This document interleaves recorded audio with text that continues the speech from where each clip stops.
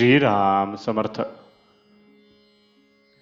प्रपंचात भगवंताचे अनुसंधान ठेवा.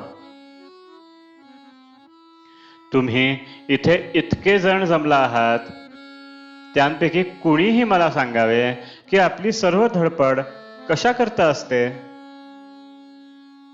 प्रत्येक जण सुखासाठी खटपट करीत असतो. प्रपंचात सुख मिळावे असे सर्वांना वाटत असते आणि त्याकरता जो तो प्रयत्न करीत असतो. परंतु आजपर्यंत प्रपंचात कुणाला सुख मिळाले आहे? ज्याला मिळाले असेल त्याने तसे सांगावे. कुणी म्हणतो, माझ्याजवळ संपत्ती आहे पण संतान नाही. कुणी दारिद्र्य आहे म्हणून रडतो. कुणी काही सांगतच असतो आणि म्हणतो की माझी इच्छा पूर्ण झाल्यावर मी सुखी होईन. पण ती इच्छा तृप्त झाल्यावर दुसरी तयारच असते. म्हणजेच आपली हाव कधीच तृप्त होणे शक्य नाही. मृगजळ पिऊन कोणी कधी तृप्त झाला आहे का? प्रपंचच जिथे खोटा तिथे सुख कसले मागता? याचा अर्थ असा नाही की प्रपंच सोडावा, पण तो सुखाचा कसा होईल हे पाहत जावे. मी तुम्हाला खात्रीने सांगतो की प्रपंच जर सुखाचा करायचा असेल तर त्याला एकच उपाय आहे. तो अगदी सोपा आहे. तो म्हणजे प्रपंच माझा नाही, तो रामाचा आहे असे म्हणा, म्हणजे झाले. हे दिसण्यात सोपे आहे, पण आचरणात आणायला अत्यंत कठीण आहे. ते परमात्म्याची कृपा झाल्याशिवाय साधायचे नाही. याकरिता रामाला अनन्य भावाने शरण जावे, म्हणजे त्याची कृपा होईल. त्याच्या कृपेला तुम्ही देहबुद्धीचा बंधारा घालू नका.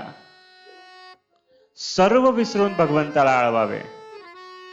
भगवंताची कृपा आपल्यावर आहेच असे म्हणावे. ती काम करीतच असते. आपण आपल्या शंकेने ती झाकून टाकू नये. आपण भगवंताला म्हणावे, भगवंता, मी सर्वस्वी तुझा आहे. माझा प्रपंच हा तुझाच आहे. तुझी भक्ती कशी करावी हे मला माहित नाही. तू मला मार्ग दाखव. तू जे करशील त्यात मी सामील होईन. अशी अगदी मनापासून प्रार्थना करावी. मग तो ठेवील त्या परिस्थितीमध्ये आपण अगदी आनंदात राहावे. तुम्ही इतके कष्ट घेऊन मला भेटायला येता, पण रिकामे परत जाता हे पाहून मला वाईट वाटते. माझ्याजवळ जे आहे ते तुम्हाला व्यावहारिक जगात कुठेही मिळायचे नाही. ते म्हणजे भगवंताच्या नामाचे प्रेम होय. जे संतांनी सांगितले आहे तेच मी सांगतो. ते सत्य आहे असे मनापासून समजा. खरोखर राम तुम्हाला सुखी करील. तुम्हाला माझा आशीर्वाद आहे की तुम्हाला नामाचे म्हणजे भगवंताचे प्रेम खात्रीने लाभेल. आजचे बोधवचन, सुखाने प्रपंच करा, पण त्यामध्ये भगवंताचे अनुसंधान ठेवा. जानकी जीवन स्मरण. जय जय राम.